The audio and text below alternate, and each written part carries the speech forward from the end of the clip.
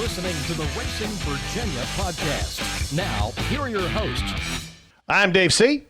And I am Brandon Brown. There we go. Episode 81. And got a good show. Yeah. Might as well tell everybody what the show's all about before we get into some, just some cleaning up some stuff. We have Bryan Reedy, a third-generation driver out of Roanoke, Virginia. He drives the number 17 Woods Service Center's Chevrolet Camaro, and he's been racing at Dominion, and he lives in Roanoke, so we'll talk to him about that. Okay. We have a story time with Randy Hallman. Today's story will be about Lennie Pond. Okay. And giving me some new information. I did not know that. Yeah. Now I'm prepared. You're prepared, yeah. Now I'm prepared. And Rick Mast. Rockin' Rick from Rockbridge Baths. That's right. I got to ask him about if he's got a relationship with Booper Bear. Okay. Booper Bear is really, around here, really famous dirt late model driver. Okay. Did a lot of racing at Virginia Motor Speedway.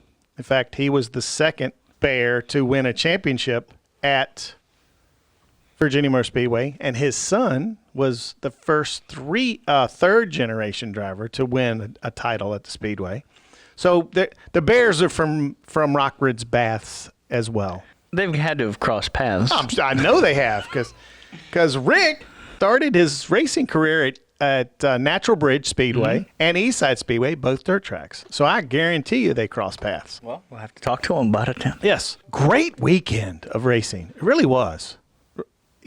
There were some tracks that got rained out, obviously. Had that hurricane stuff that was coming through. And I didn't get... No, it didn't. I battened down the hatches on my back deck, tied everything down because they said they were going to get 30-mile-an-hour gusts or maybe even higher. And I'm like, they get nothing. It was gorgeous. Like I had made no plans on Saturday because it was supposed to be horrible out. And it got cloudy for about an hour, and then it was beautiful. Yeah. Langley Speedway, Cars Tour race, another good one. Yep. Last lap, last corner pass for the win. Pretty solid. Lane Riggs getting it done. The son of Scott Riggs. Yep. Out of Bahama, North Carolina. Pretty solid. Do Bahama and Jamaica get along? That is, I never thought about that. He probably should have raced a little dirt over in Jamaica. Exactly. Well, everybody knew it as Saluda back in the day, though. Yeah. But Scott was one hell of a race car driver. He really was. Yep.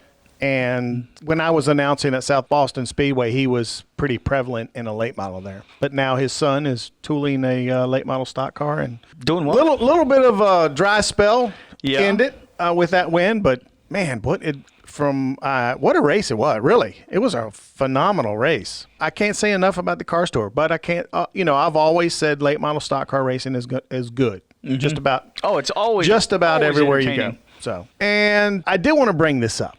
Okay. A lot of chatter about Kyle Larson. Yeah. Okay. And it's not just that, he wants to be reinstated.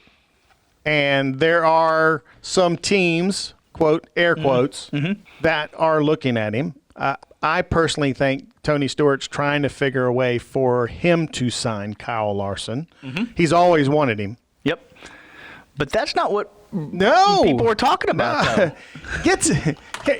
Look, everybody knows he's been winning in a sprint car. Yeah. Okay, he's got a 54% win percentage. And his worst finish is 6th. Yeah.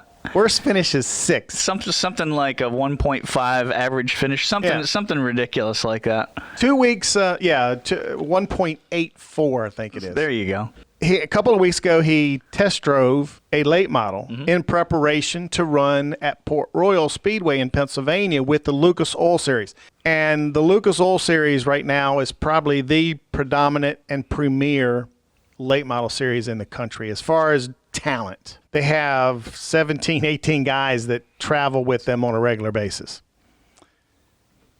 They had all the really good drivers there because I think the Outlaw late models were the World Outlaw late models were off, I think. First time in a dirt late model, 5th. Second time. And could have finished third. Yeah. Easily finished third that first race. Yeah. and in his second attempt, he wins. Against some of the best what in the nation. What the hell? I mean, it's almost like I asked my buddy who used to work for the World of Outlaws, had he ever seen anything this impressive? And that was before he got into late model one. He said the only thing that he could think of was Steve Kinzer in the early 90s. And I don't think we've ever seen anything like this. No, the kid is, I mean, people are going, hey, let's get him in a big block modified, see what he does in that. Yeah. Or let's get him in a IMCA modified. I mean, everybody is trying to get Kyle to come race with him. And he's having a blast. Yep. As much as he's winning, though, because his wife shotguns beer. Yeah. She's going to be alcoholic before the end of the year.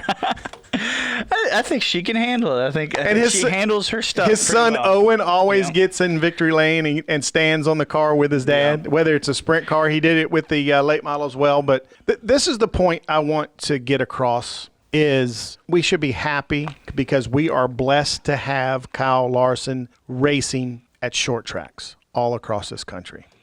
Because he's getting an eye on those short tracks that he is bringing attention. That's what I mean. Yeah. He is bringing attention to short track racing, maybe like it's never been highlighted before. I know his year started off bad. He's gone through a lot of programs and you can tell he is apologetic. Yeah, and it's real. Okay, you can tell that. He wants to get reinstated, but in the meantime, he is bringing, because NBC, all these TV news people are talking about him. Yeah. And entities that might not have talking about the race. I don't think there is a motorsports news operation, I don't care how small, how big, that isn't talking about Kyle Larson this weekend. And it's been that way all year long since getting in a sprint car. And people, you don't understand. He's been racing with the World of Outlaws. Yep, the best. The sprint cars. Yeah. They are some of the best drivers in the country, in the world. Yeah, absolutely. And beating them. Yeah, and beating them.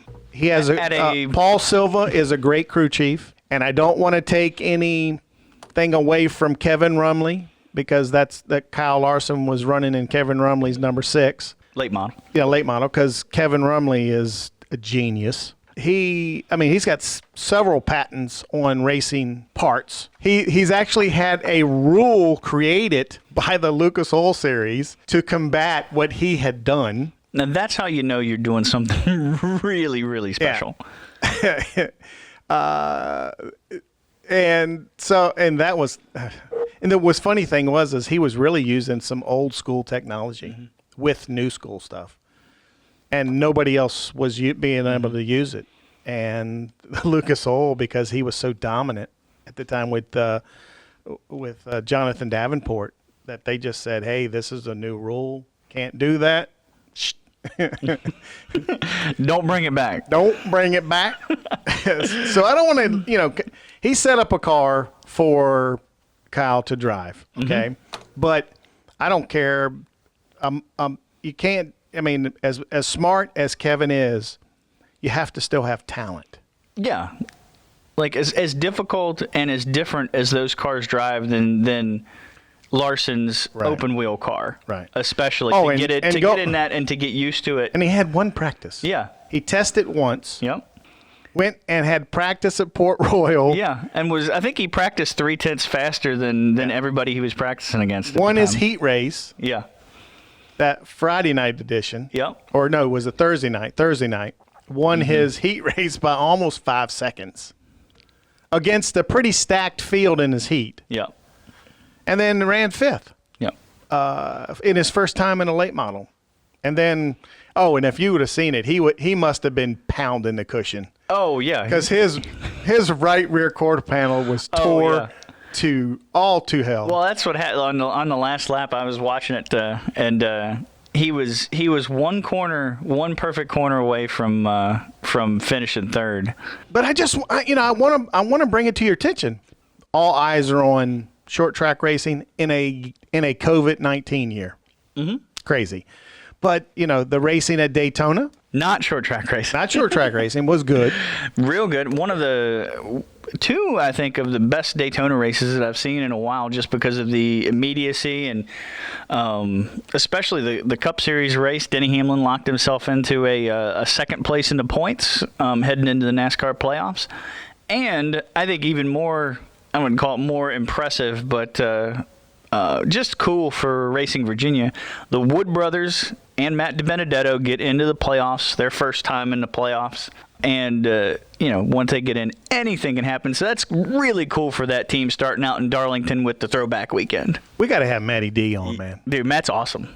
Love Matt. I wonder if we can get him. Probably not. Probably. He's I don't know. Last year he did it. Yeah, that's right. He did a bunch of stuff for us last year. But with 4 races to go in the Xfinity Series regular season, Brandon Brown got in a wreck at Daytona, but still gained points on his closest competitors, which was cool. Yeah. So Brandon's 32 points to the good going into Darlington, 2 Richmonds, and Bristol. So anything can happen there, too. By the way, my favorite weekend coming up. Throwback weekend? Throwback weekend. Well, we could talk about that all day long. Yeah. I'd rather go to the phone lines and talk to our first guest. And, let's do it. He is out of Roanoke, Virginia. He's a third-generation driver. He drives the number 17 Woods Service Centers Chevrolet Camaro. He is Mr. Bryan Reedy. How you doing, Bryan? I'm good. How are you? Good, man. First of all, welcome to the Racing Virginia family. I'm happy to be here. This is an official induction now. Yeah, official induction. First time on the show. Let's go back a little bit. I always like to start off, especially with a new guest, someone that hasn't been on the show, of letting the folks know about your racing career in a little short synopsis kind of thing. Give us a little brief history of how you got to where you are. Oh, Lord. So there's not a whole lot of short there. It's been my entire life between my grandfather and my dad, just being involved at Franklin County and Motor Mile, helping on their crews. And then 2007, I bought my own car, my first Mod 4, and it kind of exploded from there. Dad quit racing in 2008, I guess it was, and kind of turned his focus to what I was working on, and we just kind of climbed through the ranks, ran a bunch of Mod 4 races, and then moved on to limited sportsman and on up to late model. It's difficult to make your own path, but to have to step into the shoes of your grandfather and of your dad, Tink Reedy, that's an uphill climb. A lot of people kind of look at it like that, but honestly, I absolutely loved it. It's been a dream of mine since I was a kid. Dad actually started racing when I was 3, and of course he was doing it with my grandfather prior to that. And just driving a race car was a dream that I had, and I decided I was going to do it. He did not do it for me. Actually, when I came to him, I had nowhere to store a car, and I actually had to ask him, Dad, can I buy a race car and put it in your shop? And at that point, it's a 4-car shop, but it really is, it's tight for 2, and he had 2 late models in there at that time, and I was wanting to add a third one, and he basically told me, I'd just assume you not, but if you want to, go ahead. And I was bound and determined, so I bought that car. Take us back before you bought that car, even way back further. You say it was a dream of yours since you were 3, but being around the racetrack and around cars and stuff, some people don't fall in love with what their parents or grandparents do. What made you fall in love with it? I've always enjoyed cars. I spent a lot of time in the shop with my dad. And I had two little cousins, and we were eat up with anything racing related.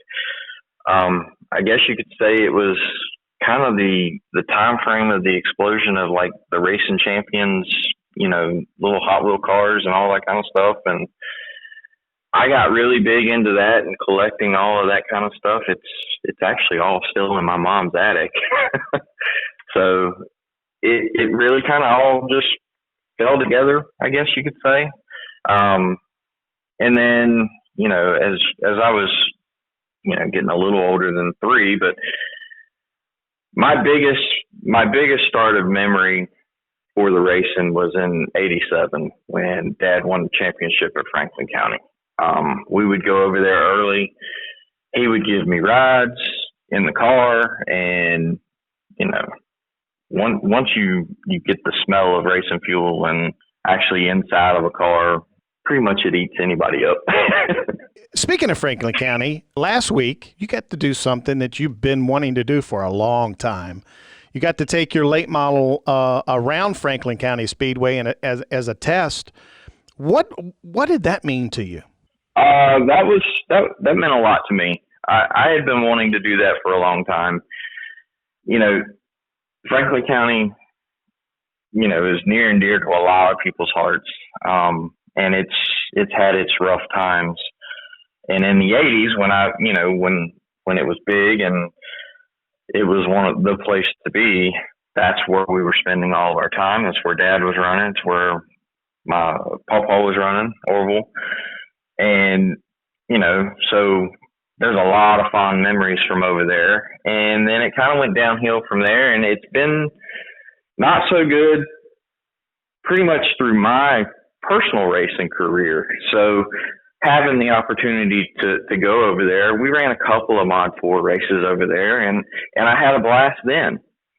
But it's, a Mod 4 is just not the same as a late model stock car going around Franklin County. And, that's what I spent so many years watching my dad and my grandfather do around there. I wanted to have that opportunity as well. So it was pretty big for me. Another dream come true here lately. So, through the middle of all this COVID stuff, I've gotten to do a lot more with my racing than what we may have regularly done. So we've been to a couple of different tracks. Speaking of that, I mean, it's been a crazy year for anybody in the racing business. Tracks, drivers, crew, whatever. How have you kind of moved through the COVID landscape to actually get your race? I mean, this year, you've been driving an awful long ways to go race somewhere. We have. That's the biggest downfall is how far we're having to travel. It's costing a lot more money to be able to do it. But as far as figuring out where to run, in the beginning, it was just, okay, where can we go?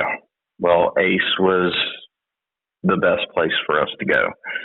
We ran 2 races there, and then the governor in North Carolina got upset with that and shut them down. So then we didn't run anywhere for quite a while until I guess it was August 1st. We decided we were going to pack up and go to Dominion.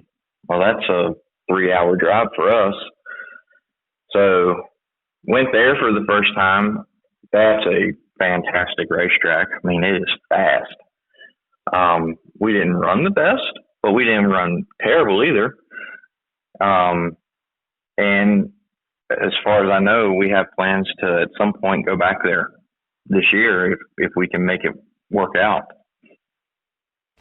Oh, go ahead.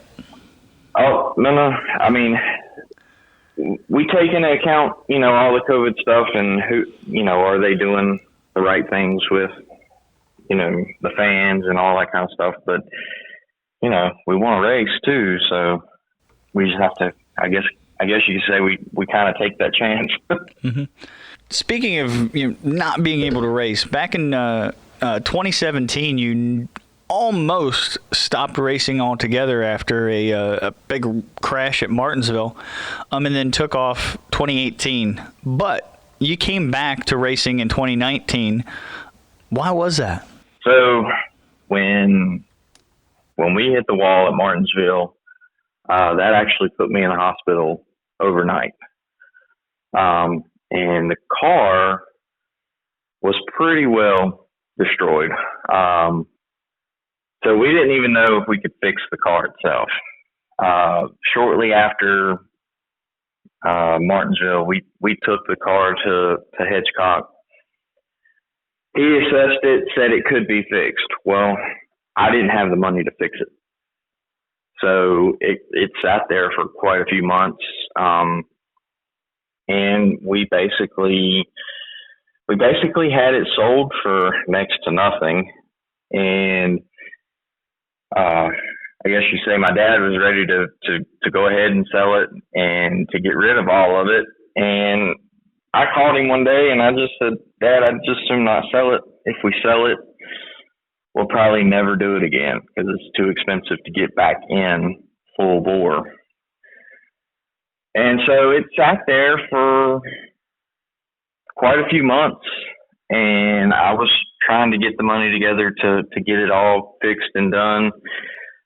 And my dad had retired the year prior, and we're at my son's basketball game, and we're getting ready to leave, and he says, I'm going to Florida to work.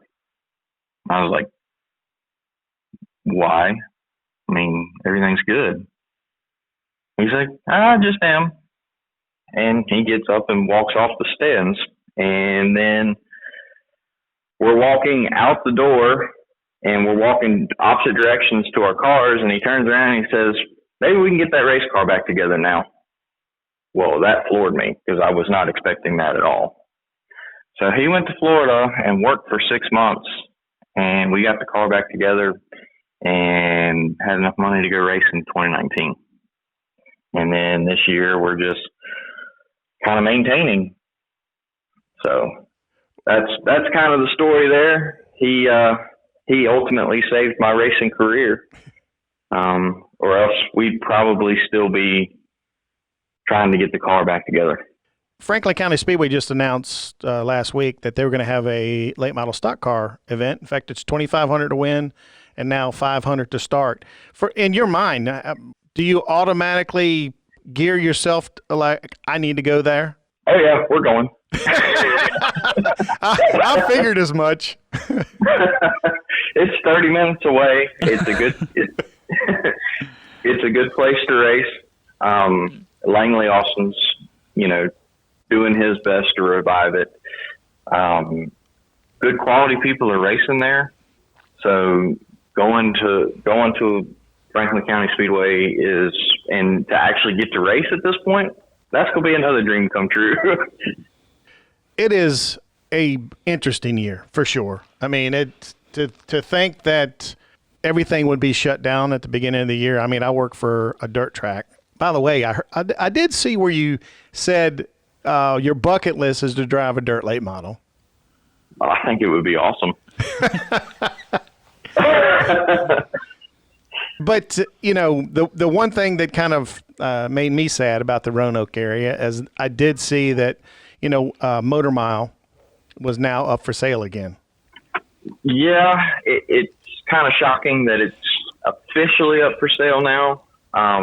There's been a lot of rumor and talk that it's always been up for sale, but to actually see it on the internet as being up for sale, it's like, okay, now it's real. Yeah. And the fear is hopefully a developer doesn't get it. Yeah, because that's what unfortunately ends up happening when racetracks are sold usually, is it's a real estate deal where condos or houses or something else goes up. Yes, that's the biggest fear. Nothing better could happen than somebody that buys it and wants to do some racing. I understand it's a hard business to get into and a hard business to make work, but it's, for this side of the racing deal, that's really what we want to see, is somebody that if they do buy it, they want to race. One last quick question. I think that you love history of racing. You post a lot of old late model stock car races that I guess that your dad was driving in? Dad was in, and Pawpaw. Oh, Yep. yeah. So my grandmother, she videos every race. I've actually asked her to stop. She's posterity. She's like, man, you need that. I know she's 80 some years old, and she gets up on a stepladder wherever she's at. It doesn't matter what track you're at. She's going to get up on a stepladder and have a camera in her hands, and she's going to video that race. I have to ask, they let her in with the stepladder and just walk through the gates? Yeah, they do. They don't question her. A lot of the tracks at this point know who she is, and she just rolls in there and sets her stuff up and gets it done. That's awesome. But you know what? That's also what keeps her young. Yeah. I agree. So part of me is like, well, I'll just watch your races. And the other part of me is like, I really like these videos. I mean, so Monday when we were at Franklin County, this is how hardcore she is. I don't know if y'all been to Franklin County and seen how the flag stand is. Yeah. She's standing in the flag stand with her phone, videoing me. So I don't know if y'all saw the video I posted. Yes, we did. That was her. She did that. Lord have mercy. That's awesome. By the way, if I start up a TV crew, man, I'm gonna hire her because she's good. She is good. I mean, let me tell you something. It's hard to find camera people that understand racing. They don't realize how fast the cars go. Yeah. So they can't, and you got to know what you're looking at too to Right. film the right thing. Right. So that's so awesome. She tells me, she's like, I get to watch the race. And I'm like, how do you watch the race through that little bitty viewfinder? She's like, I open my other eye. It's kind of like back in the old school days when mom or girlfriend was the scorer. Yeah. They had to sit up in the grandstands, and they would manually, someone would stand in front of all the scorers, and they would hold up once you went across the line, you'd hold up your hand or your number. Mm-hmm. Yep. And you never got to watch anybody else but one, yourself. That was it. Yep. You remember having to write all those numbers? Yes. I hated scoring. Yes. I used to have to score every now and then for my dad, and it was the worst. Yeah. And I'm terrible at it. That is definitely a true skill. And whoever. By the end, I was doing math. Oh, man. Well, it's great to hear you going to Franklin County this weekend. For those folks out there that help you, we always like to let you thank the folks, your sponsors, and the people that help you on the team. So I could not do any of this without Wood Service Centers, DCT Towing and Transportation, Mobility Plus, MKB Realtors, Faye Curran and Chris Kocher, Sports Haven Incorporated, Maxi Seat Covers, Southeast Energy Incorporated, Pennzoil, Hedgecock Race Cars, and Clark's Automotive. Well, again, thanks so much for taking the time to visit with us. It really is a pleasure to have you. Welcome to the Racing Virginia family. I appreciate it. Y'all call me anytime. Folks, he is the driver to number 17 Wood Service Centers Chevrolet. He is Bryan Reedy, and great kid, man. Just a great, absolutely great kid. With a great grandma too. It sounds like. Yeah, not a great grandma, but a wonderful, awesome grandma. Like I've got to go back and watch some of those videos. That's awesome. It really is awesome stuff. Once you get somebody that is going to be involved in your racing like that, it tends to be that way all the time. So, as we told you at the top of the show, we have a very special guest. He is one of Virginia's most famous NASCAR drivers. Ever. And a hilarious follow on Twitter. If you don't follow this guy on Twitter, you need to go do it right now. It's at Mast22. Of course, he is none other than the man himself, Rick Mast. How you doing, Rick? Hey, guys. What's going on this glorious Monday morning? Just popping out some podcasts. You know all about that, though. I do.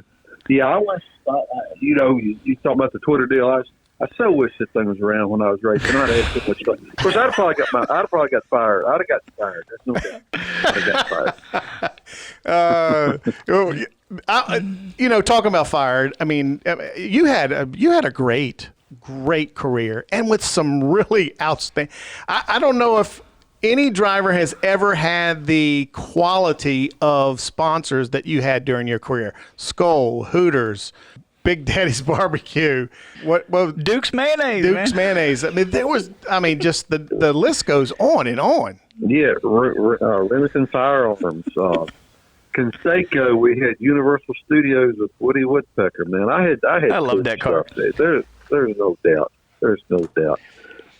But I guess with the Skoal and the Hooters for so long, there was a certain group of people that we're happy. Yeah, that's what I'll say. We're happy. Yeah. Yeah. Okay. Yeah. Now, speaking of happy, we'll go back to your venture into the Twitter game. First, what made you jump onto Twitter and then start to get really, really active in that community and commenting on racing and just basically everything? Well, I tell you, it started with Facebook. My kids all had in the day Facebook, and I never did do that. Well, anyhow, I decided to get on Facebook. I was really talked into it to connect with my old racing buddies, and I got on Facebook, and first thing you know, I started friending all these folks that I hadn't talked to in 10, 15, 20 years from racing, just piles, tons and tons of racing people. And then, of course, fans started jumping in, and that thing went on. And I'm not really sure why I got on Twitter. I'm sure it had something to do with my kids' prodding, Mm-hmm. And so we got on that and just kind of play with it. You try to have fun with Twitter because, golly, with the political season right now the way it is, it's so dadgum hateful on there. So much stuff political. So I try to stay away from that crap, man. Just, try to stay jovial with the racing stuff. And you do an absolutely wonderful job on there. And that's coming from a social media guy. Yeah. I've done. I've seen in my social media time, I've seen some pretty disgusting stuff, and you always keep it fun and light and conversational. Is it fun? You talked about all the old racing guys, and there's a ton of old school from the 80s and 90s people on there. Who are some of your favorites to talk to on social media now that you get to talk to everybody that's on it? Well, you talk about racers. Just a lot of my old buddies. Mark, be it him, will converse, you might say, and of course everybody converses with Kenny Wallace. Everybody. Yeah. Kenny converses with himself most of the time. He does. He truly does. But Mark gets fired up quite a bit. You know what I mean? So we have some of that, and some of the other guys, Junior, and some of the newer guys, Junior and Jimmy, and those guys, and then Smoke. It's just that's kind of a fun little deal. But I typically what I do with Twitter, I won't even have Twitter on, and something will hit my mind. It's watching on TV or something, and I'll throw it out there. And a lot of times my Twitter will have a deeper meaning that the people that follow me long enough will catch on to it. Some people don't really understand my humor, and some people don't understand what I'm saying, and that's okay. But a lot of the people do too. So that's the thing that I really enjoy about it. Just kind of putting something cryptid, or it seems like on the front it is what it is, but it's got a little cryptid message if you know me.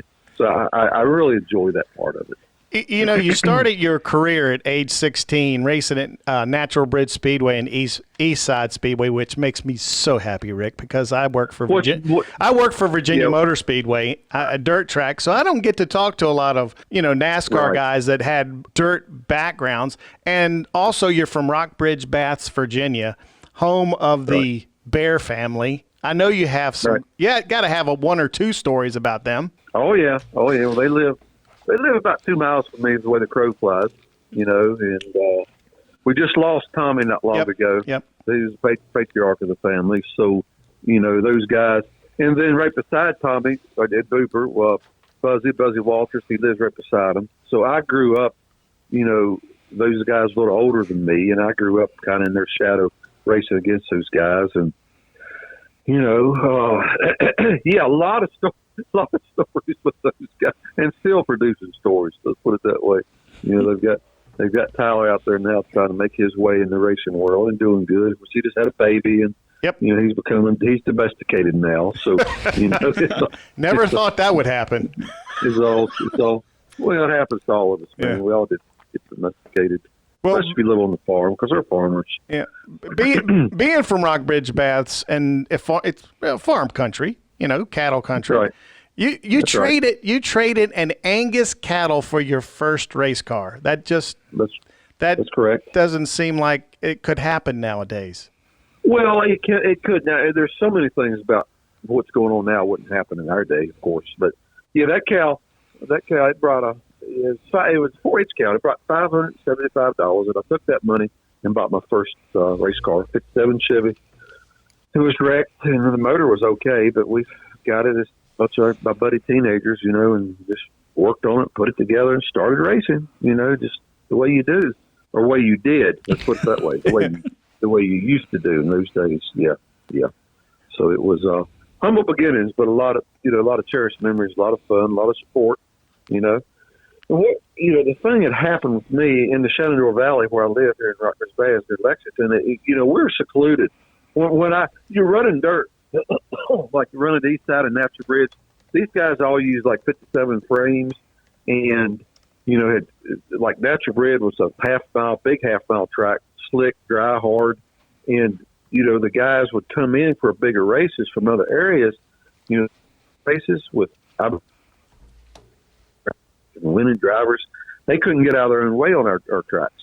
You know, we beat those guys just because the guys had worked on their cars for years at these tracks and made them to where it worked at these tracks, you know, because there's a little bit of an oddity, and other guys come in and they couldn't good. Never down that would happen, you know. And the same thing kind of happened when I started on the asphalt. I'd go to Southside, South Boston, Langley, Manassas, all those places. You know, I was an outsider then, and those guys, I didn't have any idea what to do with my chassis, my car. You know, there's nobody to lean on. You know, you'd have these little groups of people. You have the Richmond group, you know, you'd have the group from Manassas, which would be Beltsville guys, you know, like Jack Bland and that bunch. And then the Caraway bunch down there. Yep. They had all these little different bunches, and everybody kind of lived closer together, and everybody kind of knew what everybody's doing. And I didn't have that advantage, you might say. Everything we had to do, we had to learn on our own. So that boded well. That helped me well for my transition into Busch Grand National and to Winston Cup, because I learned self-taught about chassis and geometry and all that crap. Speaking of, you mentioned Southside Speedway. Everybody that I've ever talked to that raced Southside Speedway back in the day said if you could pass, the one thing that Southside taught you that is passing, because if you could pass at Southside, you could pretty much pass anybody anywhere. Right. Well, the reason for that, excuse me, choked up here this morning. The reason for that, and I'm coughing and gagging, golly, I must have turned Twitter on. You know, every racetrack. I was thinking about this yesterday. Watching wherever was racing yesterday. I was watching it, or Saturday, Daytona. Yeah, but I was thinking the one thing in our sport, no matter what goes on, and I've said this before on Twitter, is no matter what happens, what changes, what engineers you get, what money's in, what the cars are, the car still has to turn into apex. The center of the turn, the place where the right front's loaded the most, the car still has to turn. That's what these crew chiefs still fight, getting the car to turn in the center and being able to get in the gas quick. Well, Southside was very pronounced. Okay, it was very, very, very critical, and still is at Southside, to get your car turned in the center and still be able to get in the gas. I mean, probably the most pronounced racetrack that I ever raced at that would stare you in the face with that dilemma or that problem. So you were constantly working on that balance between loose enough to turn in the center and tight enough to be able to use a lot of throttle exiting. And you had to really work at that with your chassis and your car at that racetrack, and you had to work at it as a driver to figure out, just exactly where that fine line was, and enough to where, because basically passing at Southside, you've got to be behind the guy, you've got to get to the center of the corner and be able to get through the center just a tick quicker and back in the gas just a tick quicker and get your right front fender under his left rear quarter panel exiting the turn, the way all these tracks are. But it was so pronounced at Southside that, it became an art. You really, really had to hone in on that. And I think that's probably the reason what people say that, not really knowing why it is, just know it is, But to me, that was always the key to that racetrack. Now, see, you take that expertise and you jump into what was then the Busch Series. And you had some really good success jumping in there in the late 80s, 1987, and got your first win at Dover. Dover is not an easy place to race. I want to know about that race, and in particular, what you went through and how it felt to get that first NASCAR Busch Series win.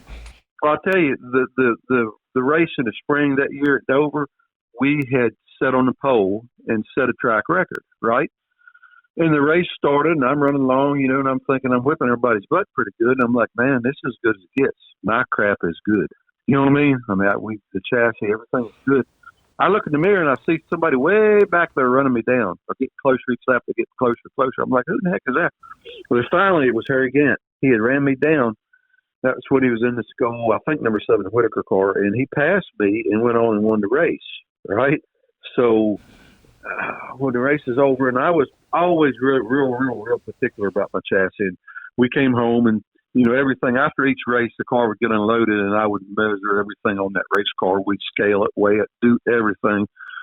And I was pretty thorough with my record keeping, and I would always pretty thorough with my notes. And that particular race, I wrote down what we had and where it was, and exactly where Harry beat me. Then I put down ideas of what I thought I could do to the car to maybe get equal to where Harry's car was, or maybe better. So, of course, in those days, right, especially then, I didn't have the 2 cars. I had a speedway car or a short track car. The rules weren't changing. The tires weren't changing every month. You had the same, you run a year or two with really the same car, same tires, everything's the same. So we went back for that fall race, and I just took the same car and we made those adjustments that I had noted down and ran that race, and the car was better. It was faster, and won the race that day. They had a caution.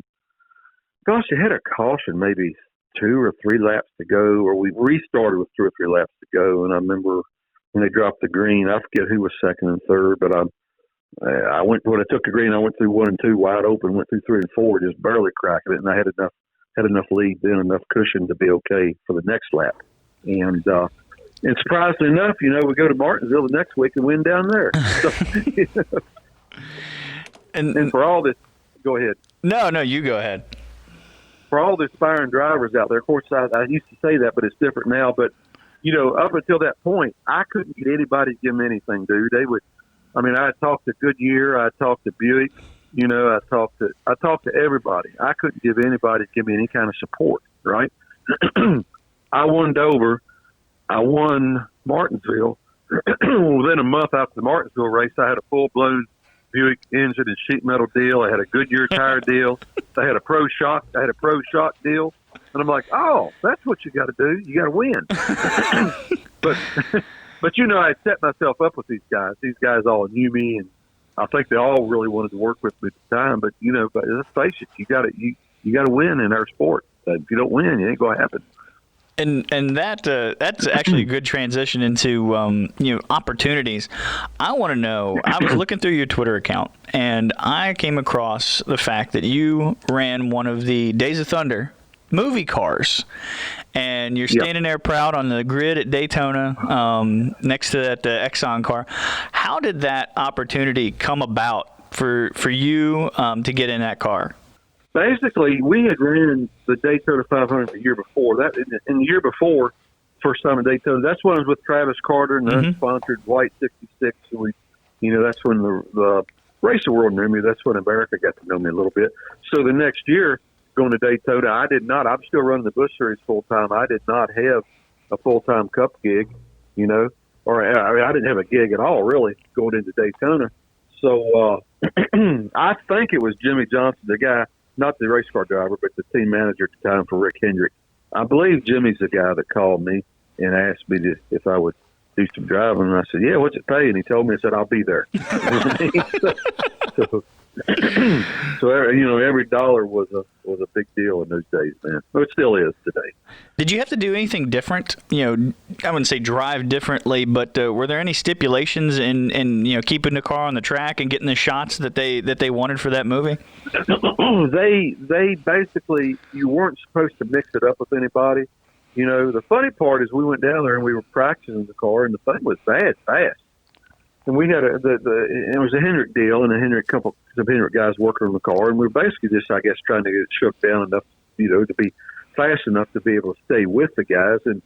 But what happened, every time I'd go out there, I'd mix it up with everybody running, and I'd come in, and the crew chief, he would work on it, and it was just like a regular race deal. I mean, these guys were into it, and that car was badass fast. And I went out there one time and got in the draft with everybody, and we kind of went by everybody, working the draft 10 or 15 laps. It got, led the draft, and I came in and I told the crew chief, I said, well, this is what it did, this is what your changes did, and maybe you ought to try this and that. And he said, get out, driver. I said, okay.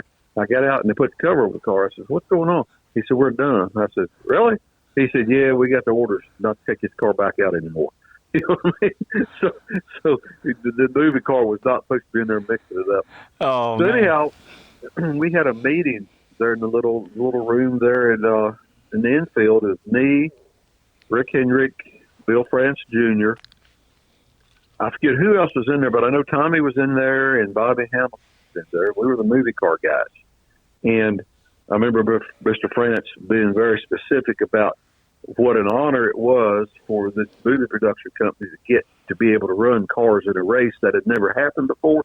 In other words, you could tell it was a big, big deal to Bill France Jr., number one, for the movie to be involved, and number two, for NASCAR and them letting this happen, because it never happened before, and it hasn't happened since. You know what I mean? And he was very, very specific on what we were not allowed to do. Okay. And basically, you didn't mess with anybody. You were just getting film shots. You're not there to race anybody. You're there to get in behind everybody and watch and ride and drive and all that. And so me, being very correct who I am, I said, Mr. France, I said, let me ask you. I said, if something happens and they get the record or whatever, and I get weeded through there and I happen to win this race, I said, would I get the winner's trophy? He says, he looked at me, he says, Rick, he says, been watching your tape. I'll never forget, been watching your talent for a while. He said, and my assumption is you want to be a Winston Cup driver, right? I said, yes, sir.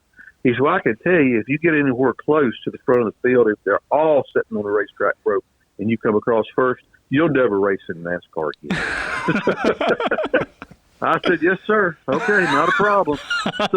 And I remember Mr. Hendrick sitting there listening. I don't think nobody in that room other than Mast understood the humor, Mm-hmm. And well, that probably wasn't a wise thing to say, but it was funny. Looking back on it, it was funny. Yeah.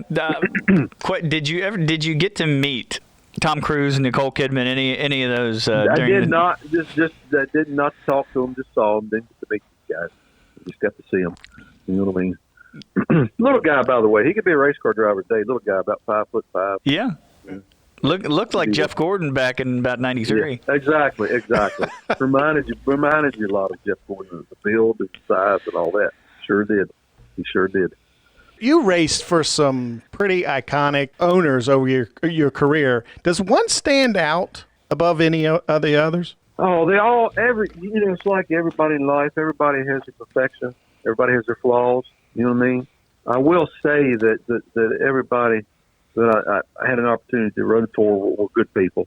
You know what I mean? They were all good guys. I mean, I don't know. One of the most enjoyable years, I'll be honest with you, was '99 when I drove for Cal Yarborough. We had just went through the deal with 2 years driving the Remington car with Spock, and for reasons that are left unsaid, we didn't perform well in that car, And then the next year, another driver come in, and they didn't do any better, and it folded up. But when I went to Cal, Cale really didn't have good sponsorship at the time, but that was we were the only car that year that let's see, how was that deal? We ran every lap. We completed we finished every race. I think that's the way it was. Mm-hmm. Yeah, we were the only car that year that did that. But it was a ragtag bunch of guys on that team, but they had the strongest friggin' motors I ever drove for, and we had opportunities. We honestly had opportunities that year to win some races. That car, we had problems. We had a distributor break at Pocono. I felt we could have won. We had a water pump no bad at Charlotte. I felt we could have won. We got in somebody else's wreck at Texas. I felt we could have won. It was just I don't know. It was just like, it was one of those deals where everybody's in a foxhole. You're underfunded and you're lower, understaffed and undercard, but you're out there outperforming people, and it's like you're in a foxhole with guys, and these were the best guys to work with. And I don't know. It was just something about that year was very enjoyable to me. One of the races that in your career that stands out to me is the '94 fall race at Rockingham. That number one car was bad fast, and you came back from, I believe it was a spin, and almost won the race, finishing a car length behind Dale Earnhardt. Tell us about that race. Nearly getting your first Winston Cup victory there. Yeah, we were leading that race. We had a pretty good sizable lead, and kind of taking it easy, and I came up to lap a car, and the guy, it got away from him, and it wrecked me and messed up the quarter and stuff. And we kept coming into pits on each caution and working on the car, trying to get the body straightened back. It messed up 3 1/4 pound and really messed up the air with the car. And we kept working on it. Finally got it back. I'm going to say 10 tenths, but probably 9.9 tenths. Okay. And I got going again, and we were leading, and it would always take my car about 20 laps after each restart to get going. It wasn't a quick car on the restart, but after 20 lap span, it was bad to run. Couldn't nobody run with it. And, we were coming down to like about 20 laps to go, and we had a good sizable lead, and basically had the race in the bag. And I look up, and there goes friggin' Darrell in the wall in turn 3. He's sitting up against the wall. What happened to him? He decided to wreck, right? So we all pitted, and the guys made a couple of adjustments as quick as it could, try to help it. And I come out second behind Earnhardt, and we take off after the restart. And, he gets away from me a little bit the way it was going, like it did all day. And then, I started running back down and just ran out of laps. If we had a few more laps, we'd have got it. But, it wasn't meant to be that day. That's the way it is. Used a little bit of a slide job. Trying to do a slide job on him. He had it thing cocked out, sliding sideways when you're racing side by side with Earnhardt. That in itself, for me, is exciting to watch.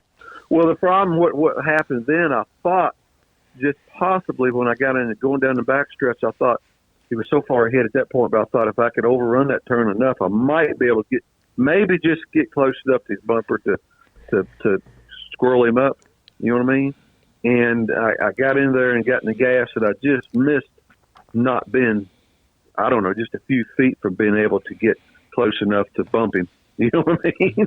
And when that didn't happen, we just came off the turn, and I just held the car wide open. I didn't try to feather it or anything. So, probably aggravation and a mad factor. All tore up and all tuned up in one, I guess you'd say. Yeah, you could have helped that championship battle out a little more to go to the last 2 races, because he won it that year. That was the day he won the championship. He sure did. He locked it up that day. But that believe me, that was the last thing on my mind. helping Dale win a championship. Believe what I'm telling you. I want to know. I can't remember if you told this story on the Dale Jr. download or not, but speaking of helping people win, Talladega, Harry Gant, that story, and I've heard the Darrell Waltrip part, which is my favorite, but I want to hear it again. The situation of you helping Harry Gant get the win at Talladega, and then getting called to the trailer afterwards. Yeah, another of those deals. We had a bad fast race car that day, and they had that big pile up on the back stretch. I think it was a wreck where Kyle broke his leg, and we kept coming in pits. My front end was bangled up, and the guys they come with one to go, and my guys are working on the car. And when they followed me out of the pits, I'm way, way behind, and I'm out there running by myself forever with the lead draft way, way past me, way gone. In fact, the lead draft's running me down.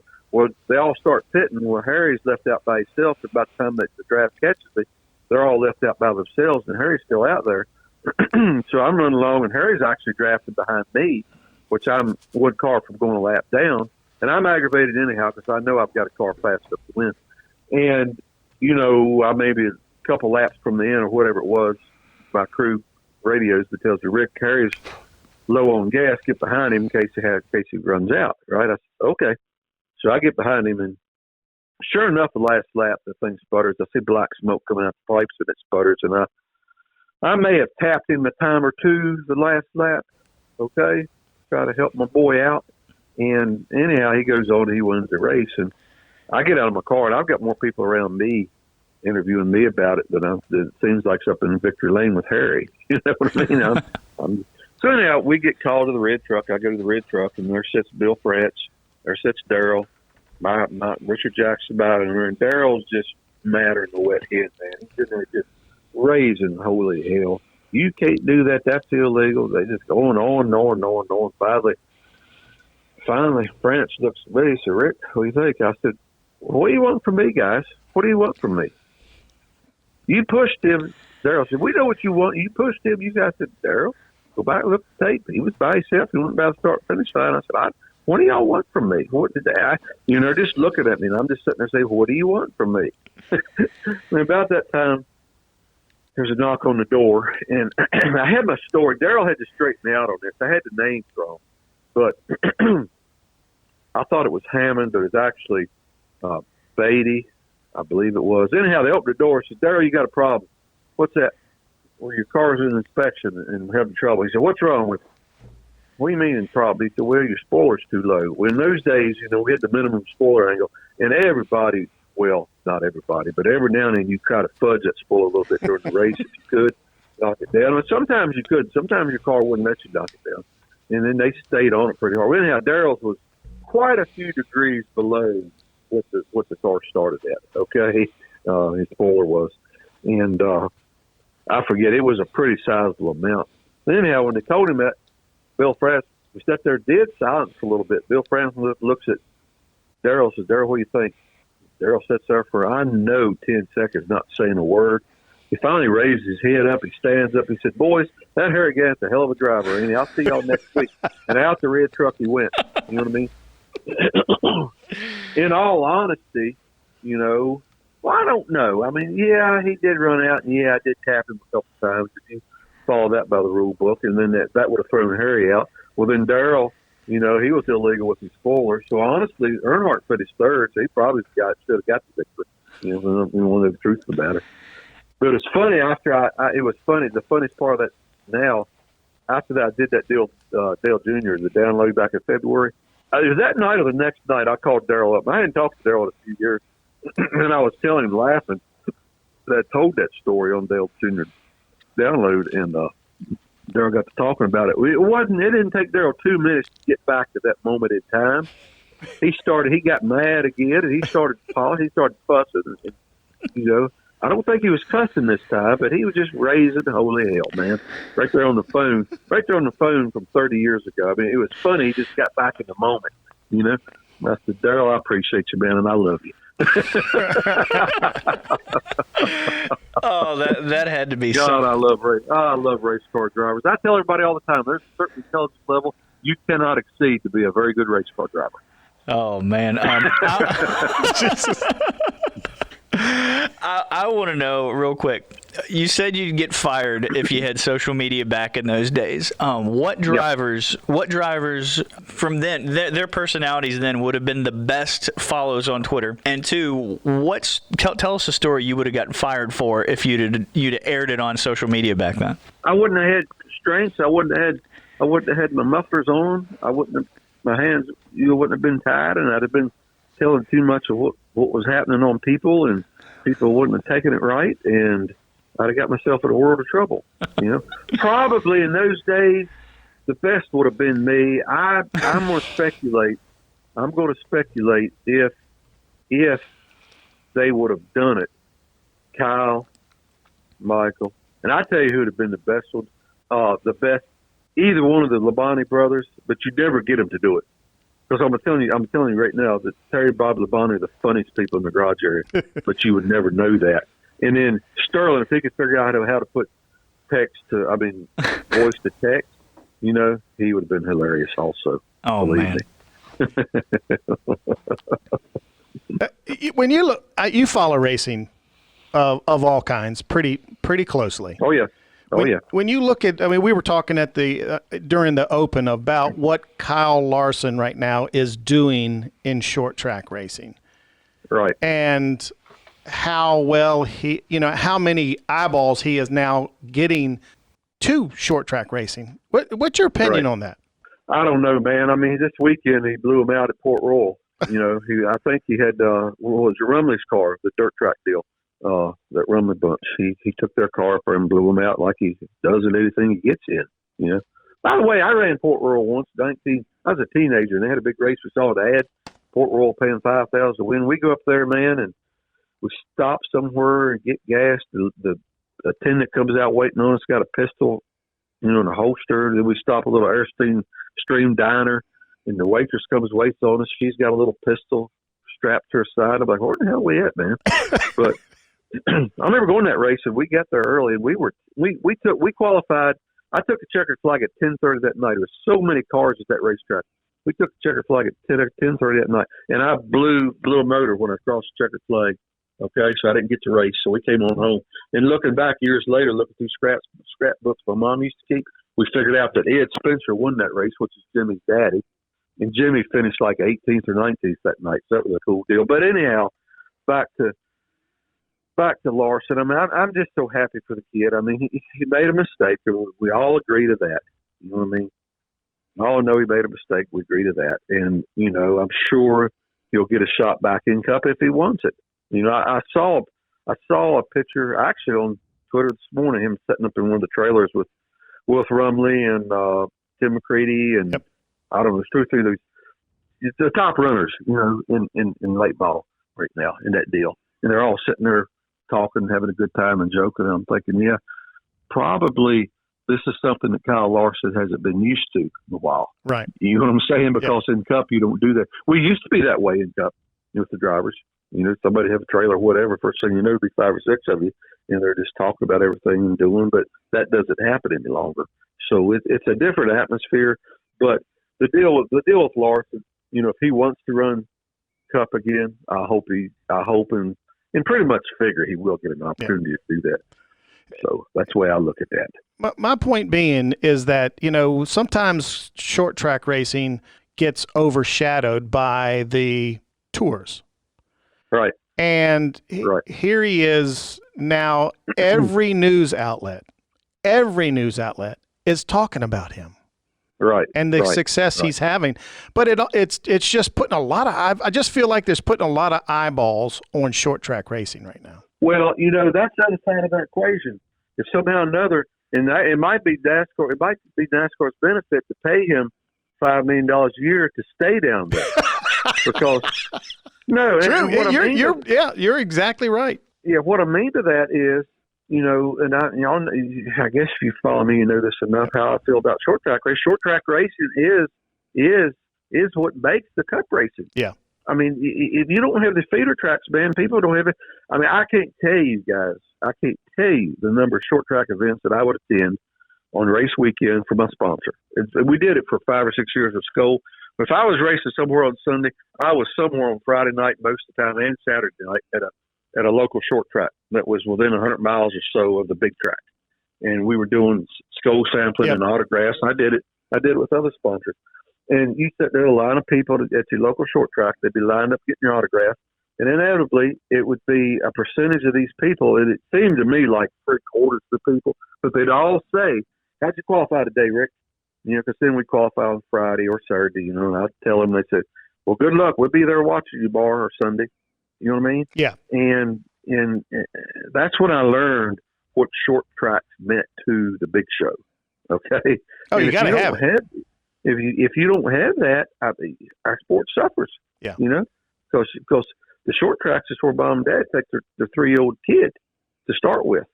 Because they can go, they drive 30 minutes down the road and take the little child to that race. The child gets excited. You know what I mean? First thing you know, in a couple of years, you've got a new race fan for life. You know, and he'll go to the big tracks or the big show.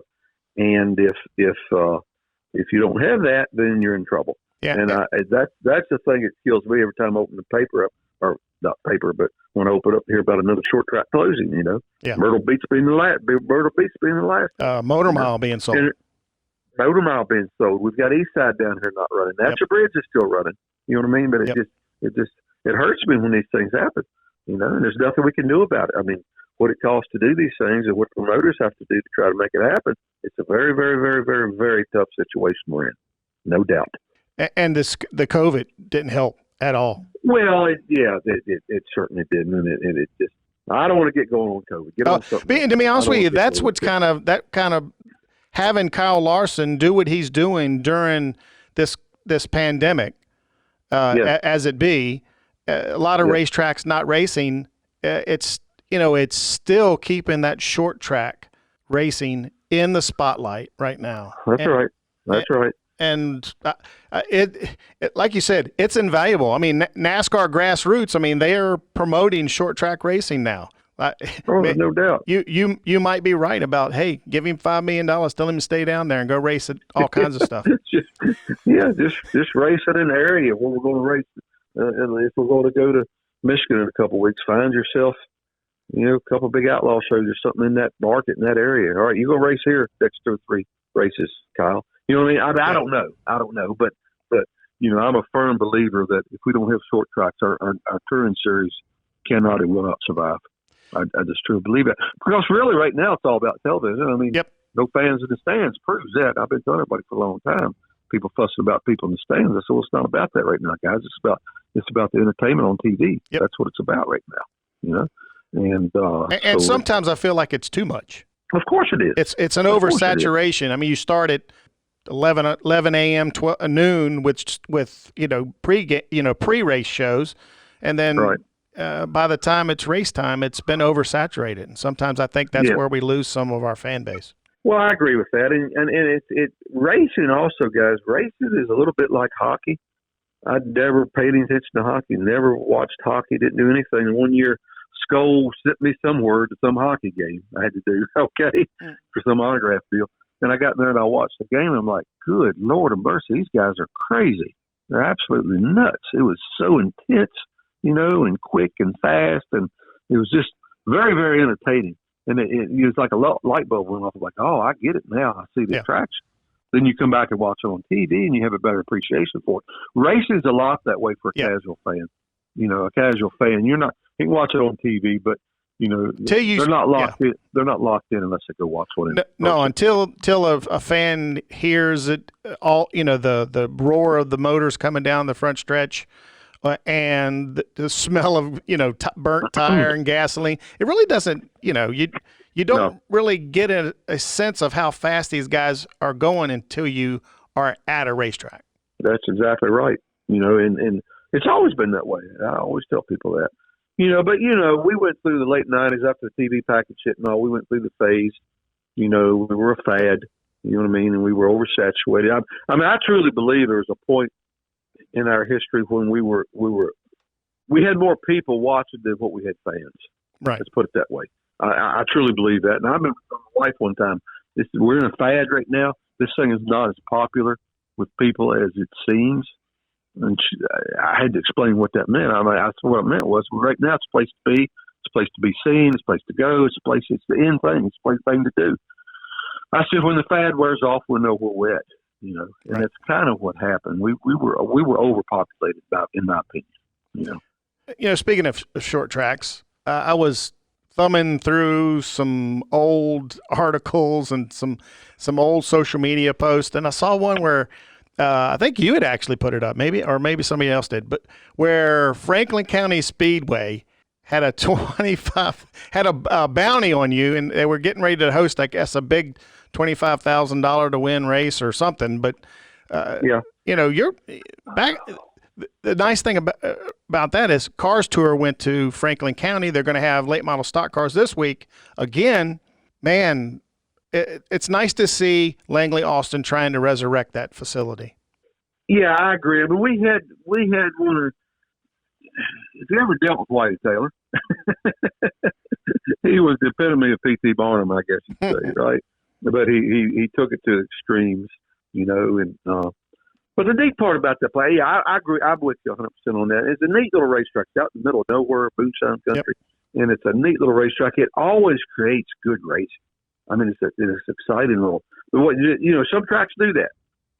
Some tracks just create exciting racing, and for whatever reason, Franklin County always fit that bill. I mean, you have some tracks like Chicago were born ass racing, but this track was always that, and they've always kept the thing going and open. Again, I hate the motor miles being sold, but I guess David Hagan had enough of that, so he's kind of do something. Hopefully somebody takes the thing and gets it going again. You know what I mean? I mean, I don't know, but I hope they do. Yeah, we don't need any more racetracks closing for sure.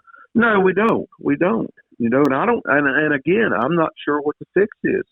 I mean, it costs so much to operate a racetrack, and that's the bad side. I will say about this social media. Everybody and any short track in this country, if you can find the right little group to get in on, you'll see people just fussing and carrying on about the racetrack. You know what I mean? Yeah. They got hosed. The promoter don't know what he's doing, and the promoter don't pay them. This and that and the other, and everybody does that, and it just makes for it's a snowball effect that takes these people. This hurts these racetracks. That's the bad part about the social media. Yep, I agree wholeheartedly there. If you look at the Cup Series right now, Rick, and I know I need to let you go, but you look at the Cup Series right now. What track do you miss seeing them at? Top of that list to me is Rockingham, and it's just a prime example. We go to a bigger market because we take Rockingham out to send us to California. Okay. Well, the problem with that is, and I understand that the sponsorships have been around bigger markets doing the stuff off the racetrack that you got to do nowadays. The problem was Rockingham was always a very good TV race. Okay.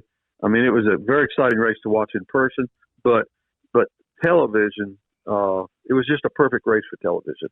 And to me, that's just a prime example of maybe, if that track was still on the schedule, it would be perfect for us. I mean, everybody fusses about Wilkesboro, but to me, it's Rockingham.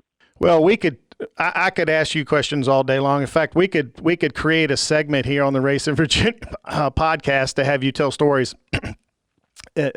You have so many of them, and we can't thank you enough for taking some time out of your very busy schedule to visit with us and to talk racing. I mean, that's the one thing about this show is that we're trying to bring attention to the tracks here in Virginia of all types, and also bring attention to the drivers and trying to help give them some star power. Because we've been talking about losing tracks and fans. I truly believe we have lost a whole generation of fan base. Well, it seems that way, but you know what? Here's the other side of it. We have a couple of Dale Earnhardts in our state of Virginia right now. Yep.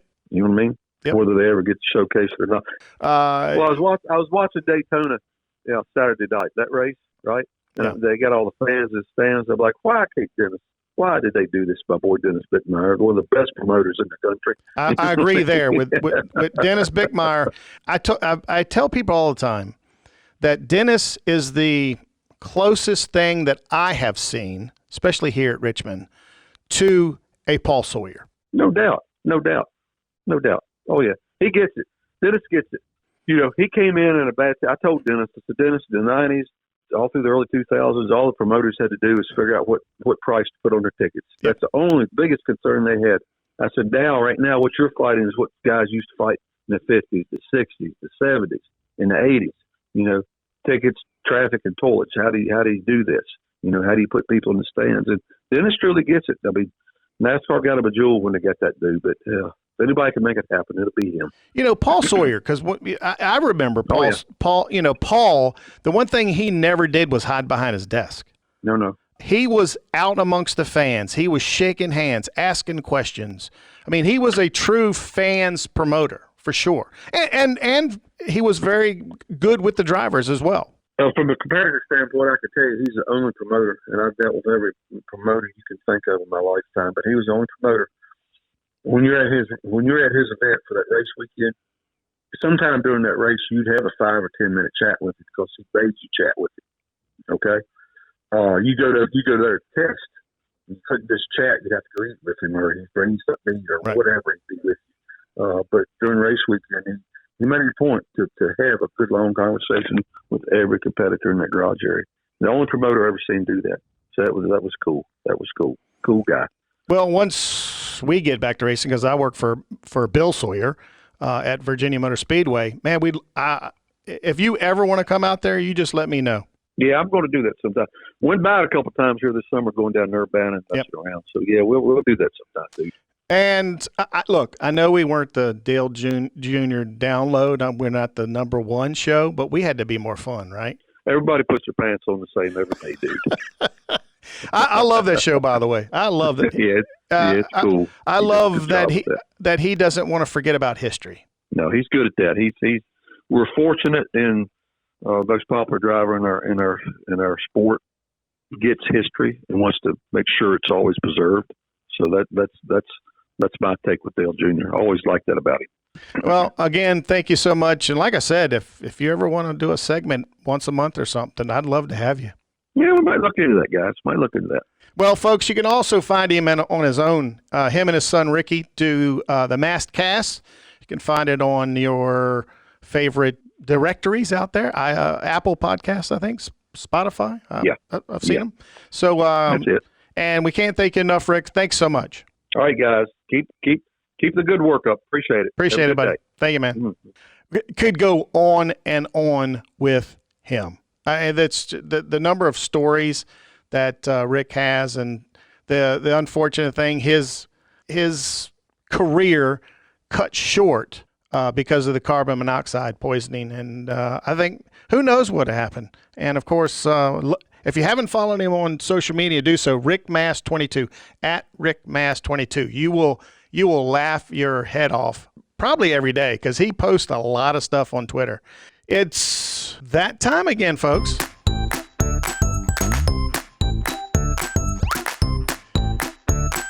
It's time for another story. It's story time with Randy Hallman. Welcome, Randy. Hey, guys. How are you? Oh, good. Rick Mast ran a little over. I'm sorry about that. It's never over with Rick. I mean, if you get the more you get out of Rick, the better off you are. He's just so funny. I mean, even on a podcast, but on social media, he is a hilarious follow on Twitter. Absolutely. I'm always looking for something from Rick. He's great. By the way, folks, you can check out Randy Hallman's column on racingvirginia.com. In fact, this week's column is Remembering Ray Hendricks at Daytona, Part 2. By the way, a lot of folks checking in and reading the last column, and I'm this one already. Yeah, I had. It was fun to write it, but it was sad to remember what I wrote. You'll see if you read them why that's mixed feelings on that. But always enjoy thinking back to my good fortune to watch Ray race and to get to know him. He's a great guy. Speaking of great guys, unfortunately no longer with us, but your story today has to do with Lennie Pond. Yeah. I was it was part of that nostalgia kick for me. I guess I'm always on that, and I got to thinking about Lennie and his second year, his sophomore season in Cup, and this is 1974. He has won the Rookie of the Year before, and Lennie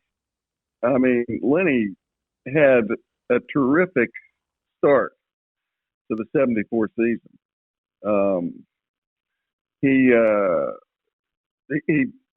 back then hardly anybody made all the races. I mean, there weren't charters. A few guys did, and Lennie had passed up. They used to run a race at Riverside before they ran at Daytona, and Lennie had passed up that California gig.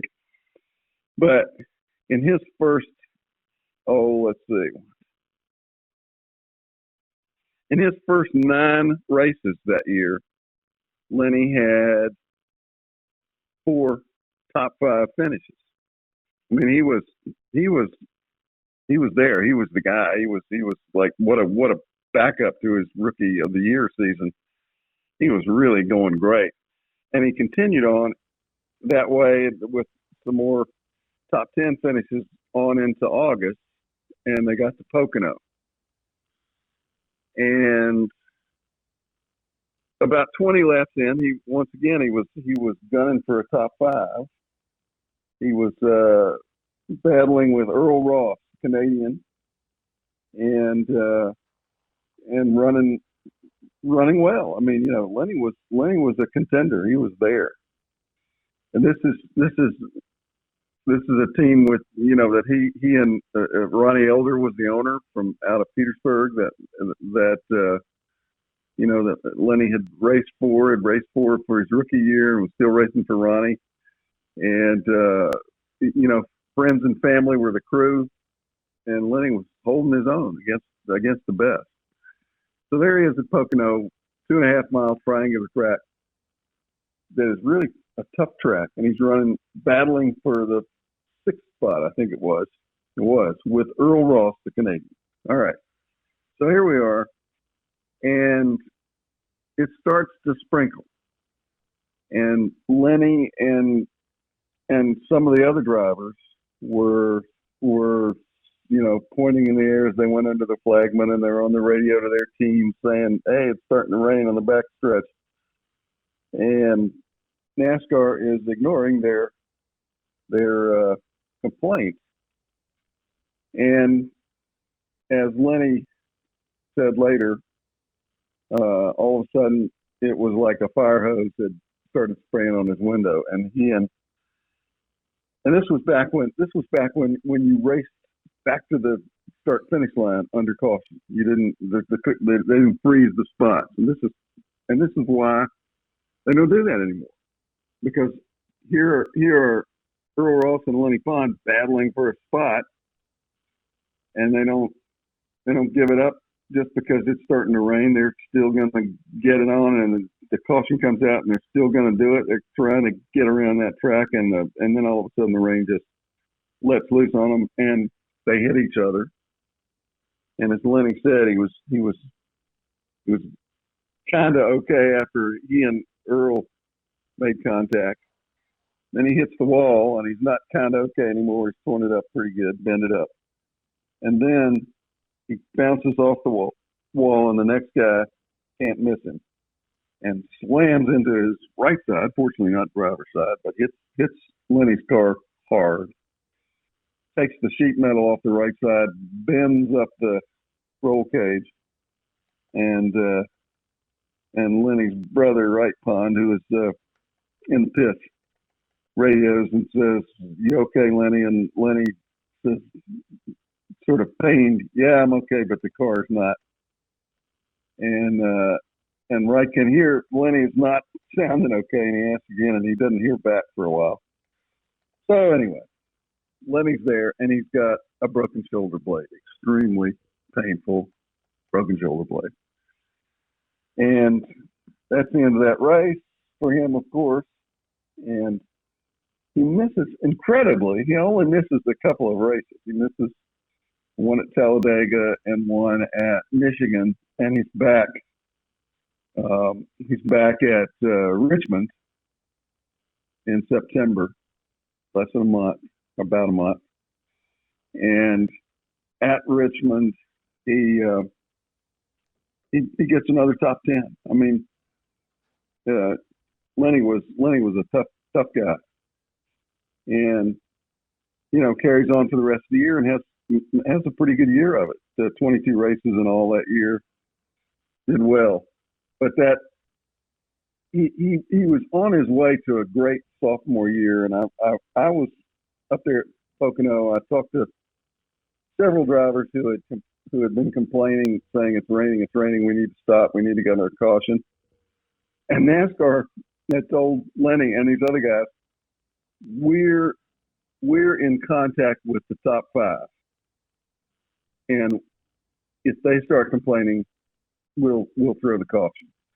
Well, Lennie was running sixth, and not good enough. So the top five, the guys with the cars with the best handle, didn't complain.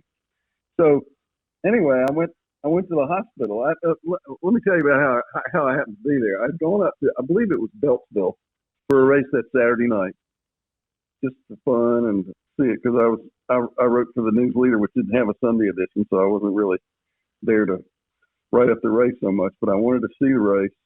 And Bobby Allison was like the star of the night. Had flown down from Pocono in his plane, and he campaigned. He had his own late model team that would follow him around the country, and he raced short tracks all over the place. So he'd flown down to Beltsville to race there, and was going back to Pocono. And he didn't win that race. I remember that race. He pitted several times. He wasn't really running all that well, so it turned into a pit stop practice for his late model team, and they must have changed his tires 4 times in a 100 laps, 150 laps. But he would get out there and run real well to kind of put on a show. But anyway, after the race, I talked to him, and Bobby says, "Look, I'm going on up to Pocono. Why don't you jump in the plane with me? I'll take you up there. You can get a ride back, right?" Well, I thought, yeah, I probably can. I know some people, I knew Lennie was going to be there. I knew Jenny would be there with his crew, and I thought somebody will give me a ride back. So I said, great. So I fly up there with Bobby. I probably slept on his floor of his hotel room or something that night. Go to the track, and there I am, sort of surprised. Enough people knew me that I could get a press pass and got up there, covered a race. And then Lennie has his wreck. So I went to the hospital and interviewed him there after I talked to a few people at the track. I went to talk to Lennie, and it was Lennie's team that gave me a ride back. I rode back to Richmond, and they dropped me off at Beltsville to pick up my car. But I rode back in the back of their hauler, and which is the way it was back then. Everybody knew. Everybody was there together. You were doing your job and trying to do the best good. What do you need? We'll help you out. But Lennie's sophomore season went from great to rough. Right there, it was, as his crew member said, I guess we know what the sophomore slump is now, and I would say it was the sophomore slam in this case, because Pocono's a rough racetrack. Yeah. It is fast. And that tunnel turn where he wrecked with Earl has hurt a lot of people. Bobby Allison's career basically ended back there on that turn some years later. But Lennie recovered and had a fine career after that, and a pretty good finish to the year after that. But it was a tough one for him. Just the way things are sometimes. Just when you're going great. I mean, Lennie was. It was. You couldn't back then, the way the points were set up. You could hardly. It was almost impossible to miss races and be a champ. But Lennie was going to have a very high finish in points if he hadn't had to miss a few more. And I mean, his first 9 races were great. I mean, he was really on his way. He was running well. Good job. Yeah, Lennie, obviously one of Virginia's best drivers ever. Yep, he's right up there. Really is.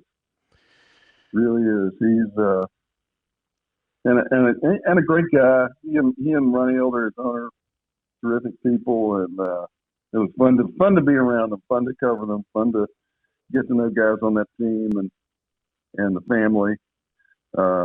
Still enjoy the connections there with the team, and I see Ronnie every now and then. He's very much an enjoyable person to be around. Maintains his interest in racing. He's not a car owner anymore, but he really likes the sport, loves the sport. So it's been a privilege to know that bunch. I mean, if you look back at that era, okay, the amount of, I mean, and we talk about it all the time. Virginia has a high amount of very good race car drivers. Yeah. And even back then, I mean, you had, Roy Hendrick, Sonny Hutchins, Lennie Pond, Bill Dennis, Tommy Ellis. I mean, the list goes on. This area has always consistently had great talent. Yeah, I agree, and we still do.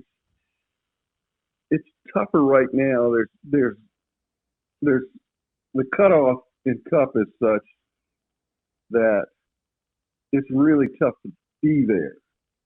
Back then, you could do that. What Lennie and many drivers would drive 20, 22, 25 of the 30 races, and they would they'd be at some but not all. But now you're either on a charter team or you're one of those four that might make it, and some of those are teams that show up with whoever can bring some sponsorship and so on and so forth.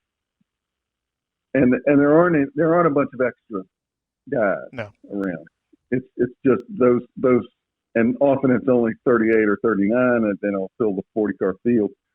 Back then, they didn't always fill the field, but often there were 8 or 10 extra, and local drivers would have a shot. They'd get a Cup ride every now and then, or put together a Cup team that could do it.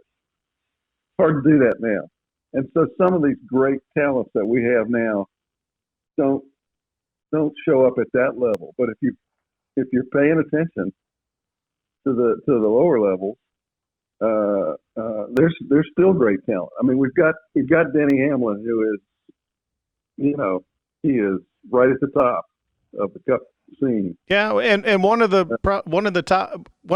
top four, I guess, names that are being talked about as who's got the best shot at winning the title this year. Well, it's top two. Yeah, I mean, true. As of now, it's as of right now, it would be a shame if that Final Four did not include Harvick and Hamlin.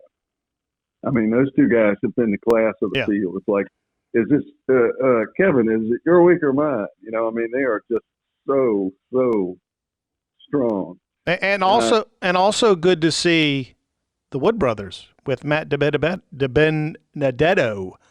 Yes, love it that he made the 16. I had called for him in my preseason forecast. I said he's going to win. Well, and it was the right. Well, what the heck? He's going to win 2. Well, there's still 10 races left. It's not impossible. No, but and they've run well enough a couple of times. They got a second place, and they've run pretty well, and with a few breaks they could. But one of the things that makes it tough is with Denny and Kevin and a few other drivers running really well. I mean, everything's got to fall in place. Yeah. If you're in a slightly behind, if your team is not quite a top team, which the Wood brothers aren't anymore. They're in that next tier. They're connected to Penske's team, but they're not quite Penske. And what happens is nobody has blown engines anymore.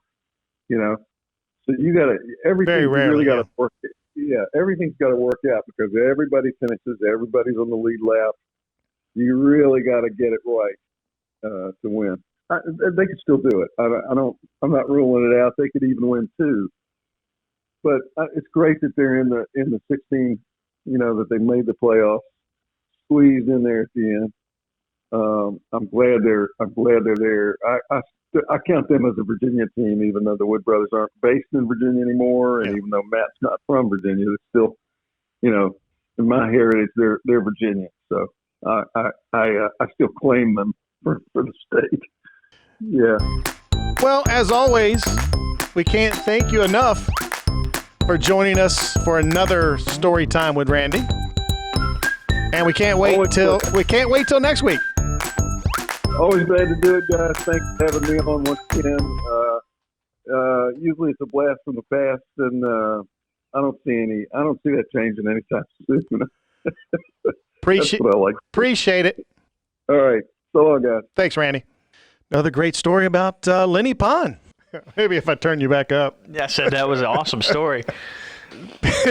Didn't even know you were gone. Neither do our listeners until I tell them now that you had stepped out for a meeting. Yeah. With NASCAR. It is Darlington week. And, and you are part of the Darlington crew. Yes, absolutely. Our two Racing Virginia tracks, Martinsville and Richmond, and Darlington as well. We got the Cookout Southern 500 coming up. By the way, this is one of my favorite weekends, the throwback weekend. It's so good. Seeing some of the designs already, they have just been mind-blowing. Yeah. And a lot of people go, I don't really like that one Jimmy Johnson's got. I like it. I love it. What's wrong with it? Like First of all, he's paying respect. Yep. To the other two 7-time champions ahead of him. Mm-hmm. Dale Jr. loved it. Dale Jr. loved it. So did Richard Childress. Richard Petty. Richard Petty. It's like Childress. Richard Childress and Petty. Everybody loved it, except for some people on Twitter, which as Rick Mast was saying earlier, that it can be a toxic environment unless you keep it light-hearted and fun. Well, everybody's complaining about the fonts. Well, there's a certain they use the font for Petty's. On the roof, yes, for the 48. Yep, and then they used the font that was for the number 3 for Earnhardt. Mm-hmm.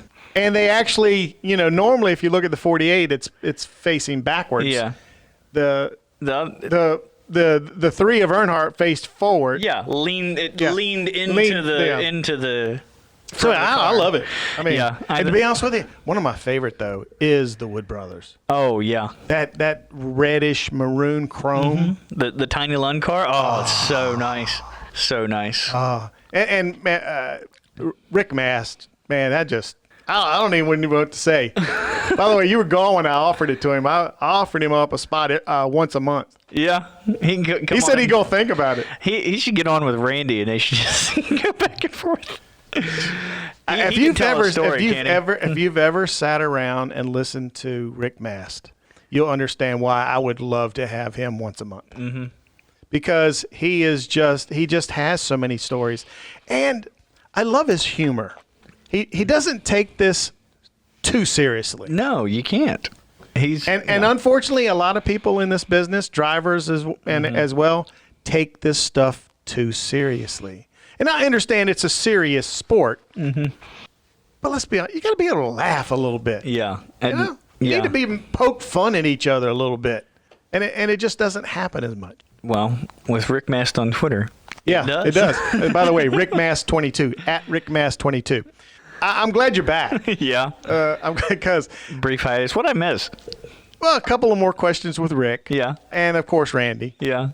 But that's okay. Nobody knew you were gone. That doesn't bode well for my future on this show. No, it does, because you don't understand. Doing a show by yourself is very difficult. Yeah. It is super, super difficult. A lot of people do it, but it's so much more. It's a lot more entertaining when you have two folks doing this thing. And I can't. I'll tell you again. I've been doing this for 30 years. I'm not the best at it. I enjoy it. You have brought something to the table, my friend, and thank you for everything you do for the Racing Virginia podcast. Well, I appreciate that. I'm trying to get up to speed on everything and find the groove and have a voice that people like to listen to. So now, with this announcement that we're getting ready to announce, okay? I think it's a good segue. This is a good segue because with this announcement, more people are going to be able to listen to us easier. Folks, da-da-da-da-da-da. It is on iTunes, or not iTunes, Apple Podcasts. There you go. I actually looked at it. It's very cool. You saw it. I saw it on the next platform you're gonna see. Spotify. There you go. Yeah, that's my platform of choice. It's also on Spotify, Google Podcast. The list is huge. Spreaker.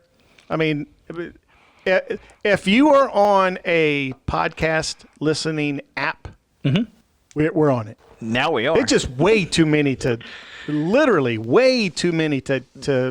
That is because I didn't know this.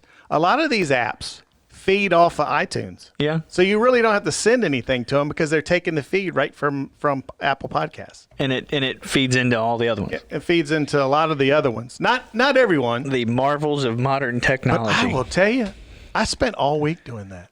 Literally all week doing that. You don't have anything better to do? Do you know? I have my real job that I have to do, and I did that.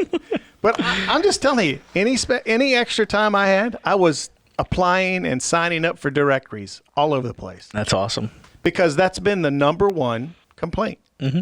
Suggestion. Or suggestion. Yeah, suggestion. Suggestion. We changed that. Yeah. It's been a positive language. Yeah.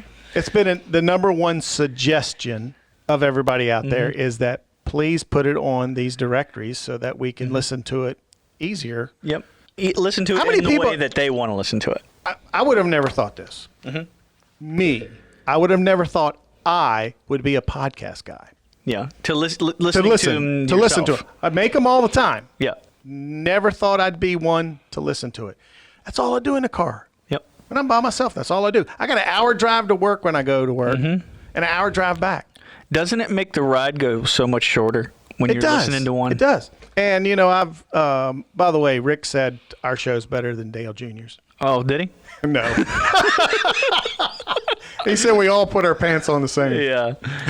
Well, I think that's the case. We take inspiration from Dale Jr.'s. We're coming after you, Dirty Mo Media. Yeah. Coming after that number one ranking. We're gonna have a show here pretty soon too, like Lost Speedways. What would we do? What would we do? I don't know. We'd figure that out. You might start seeing our, at least my ugly face. You're a pretty good looking guy. I mean, I have a face for radio. But we are tooling around with that. Yeah. Recording it, putting the next steps. Maybe having them come in and do more like a Skype. Mm-hmm. There are several programs out there that allow you to do that, and the audio is pretty good. So I mean, you may just see us with a screen behind us. We could put the pictures of the people that are going to be up there behind us. Who knows? We are working on this stuff all the time. We want to be the best. I should say we want to be the best, but want to be the best that we can in promoting our racing here in the state of Virginia, and the drivers, and the tracks, and the personality. Yeah, and for that to happen, folks, we need you to support this show by downloading it or subscribing to your favorite directory. Okay, and leave us a review and a 5-star rating. Yeah. But again, we can't thank you enough for taking the time to go to our website and download it and listen. Now you can go to iTunes, Spotify, Google Podcasts, Stitcher, Spreaker, Deezer, Pod Addicts. There's a ton of them. Butcher, baker, candlestick maker. I don't know. All of them. Maybe we'll make a post on social media and kind of say that says all of them. Yeah. Well, yeah, at least most of them. Because if we put them all in one, it would kind of look like a Star Wars poster where all the things are everywhere. It gets you the number one, or I guess the three most important ones are Apple Podcasts, Spotify, and Google Podcasts. Those are the three. Yeah, the cream of the crop. So those are the ones. Listen to us, please. Leave us a good review. Yeah. And give us a 5-star rating. We really would appreciate that. As always, for Brandon Brown, I'm Dave C. Thanking our guests for being on the show. And also, we both would like to remind you, keep racing, Virginia.